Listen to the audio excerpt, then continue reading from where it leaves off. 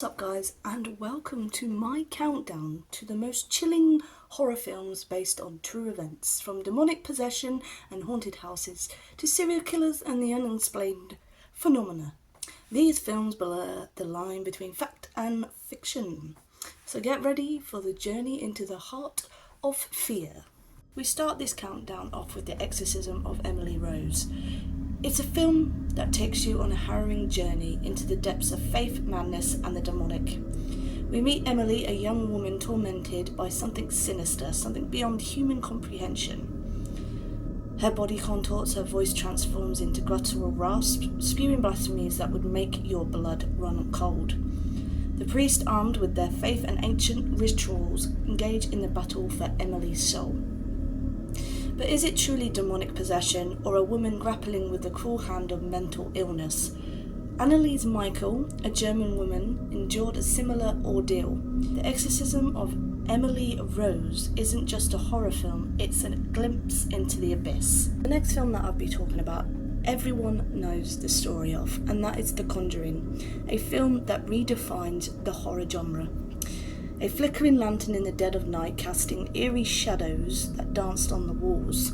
A creaking farmhouse in the middle of nowhere, its silence broken only by the whispers of the wind.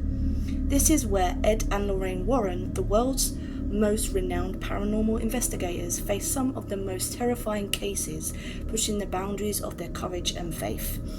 The film draws you into the Perron family's nightmare, a tale of fear and survival. An idyllic farmhouse transformed into a den of terror haunted by entity so malevolent it chills you to your core, turning every corner into potential threat. The Warrens, armed with their unwavering faith and arsenal of ghost hunting tools, delved into the darkness that gripped the family, determined to uncover the truth. This is no ordinary haunting, it's a battle between good and evil. Something ancient and evil lurks within the walls of this house, something that feeds off fear itself, growing stronger with every moment of terror. Ed and Lorraine Warren investigated countless cases of the paranormal, each more terrifying than the last, each leaving a mark on their souls. The next film I'm going to be talking about is the Texas Chainsaw Massacre. The title alone conjures up images of unspeakable horror.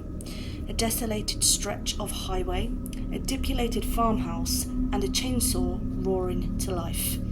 The film, while fictionalized, is loosely based on the crimes of Ed Gein. Gein's crimes shocked the world, revealing a depravity that few could comprehend. The masked figure wielding a chainsaw has become an iconic symbol of horror. The Texas Chainsaw Massacre isn't just a horror, it's a glimpse into the mind of a monster.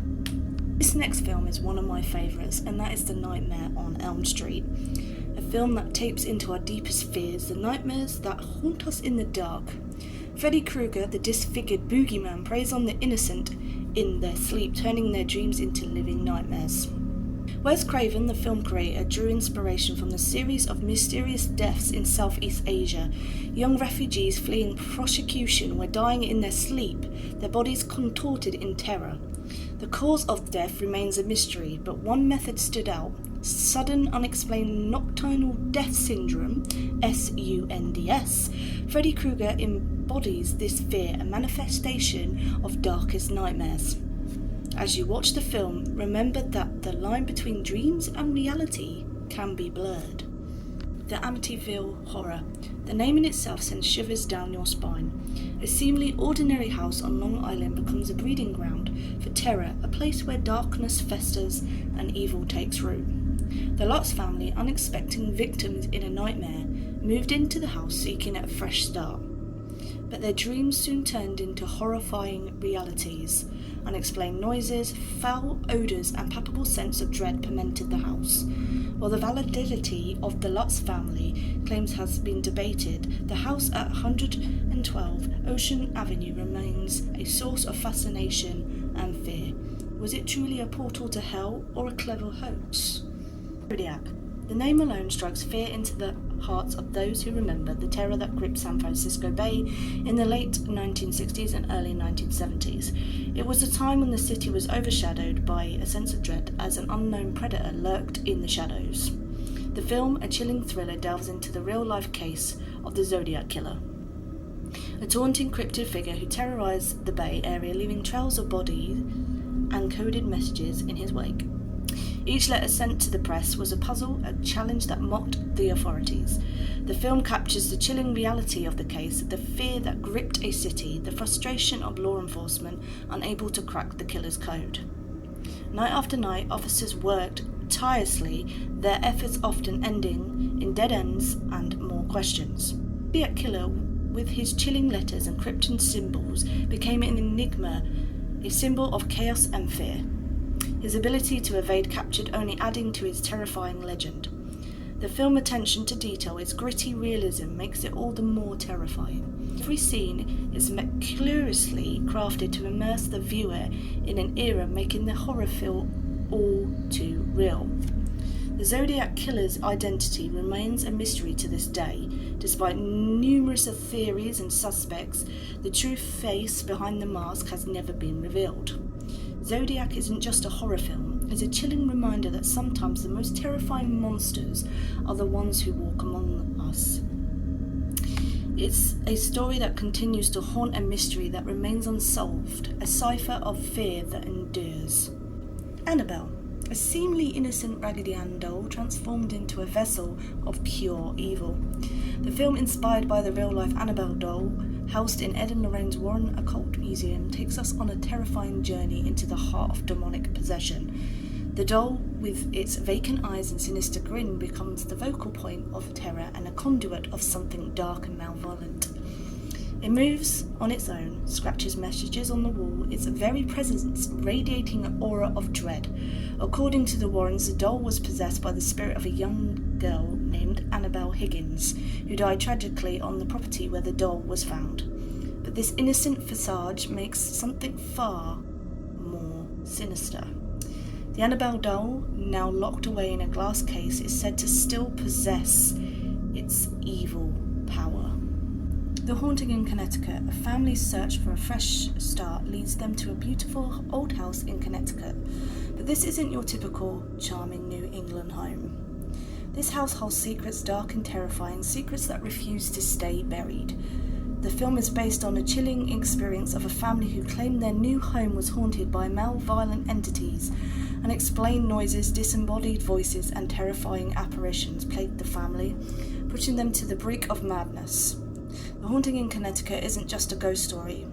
It's a story about the power of the past to haunt the present. It's a reminder that some places are forever marked by tragedy. Wolf Creek. The Australian outback, vast and unforgiving, becomes a hunting ground for a sadistic killer. Its endless stretches of barren land and remote roads create a perfect setting for terror.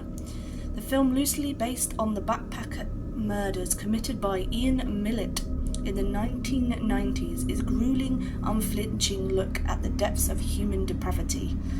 It delves into the psyche of a killer and unimaginable horrors faced by his victims. The film follows a group of young backpackers who encounter a seemingly friendly local who offers to help them with their broke-down car. What starts as a gesture of goodwill quickly spirals into a nightmare, but their hope soon turns into a horror as they realise they have fallen into the hands of a monster. The tension builds as they struggle to escape the clutches of the tormentor. Wolf Creek is not for the faint of heart. Its intense scenes and relentless suspense keeps viewers on the edge of their seats, often covering their eyes in fear. The killer, Mick Taylor, is a terrifying creation of a sadistic predator who takes pleasure in suffering of his victims. His menacing presence and sinister smile haunts the viewers long after the movie ends. The Australian outback, beautiful and desolate, becomes a character in itself, a vast and unforgiving landscape where help is nowhere to be found. Its isolation amplifies the sense of dread and hopelessness. Wolf Creek is a chilling reminder that evil can lurk in the most unexpected places. It serves as a stark warning about the dangers that can hide behind a friendly face in the most remote corners of the world. We have reached the end of the list with the last film, The Strangers, a home invasion thriller that taps into our primal fear of the unknown, the terror of being terrorised in our own homes. The film, while fictional, was inspired by a series of break-ins that occurred in director Brian Bertino's neighbourhood as a child. The film follows a young couple terrorised by 3 masked assailants in their secluded vacation home. The motive? Because they were home. The Strangers is a slow-burning thriller that preys on our sense of vulnerability. The masked assailants, with their blank expressions and chilling simple motives, represents the randomness of evil. The Strangers remind us that sometimes the most terrifying horrors are the ones that hit closest to home. And there you have it. 10 horror films that are even more terrifying because they are based on true events. Which one scared you the most? Let me know in the comments below. And don't forget to like and subscribe for more spine-chilling content. The next time you find yourself home alone, lights flickering and the floorboards creaking, remember the stories we've shared. Sweet dreams.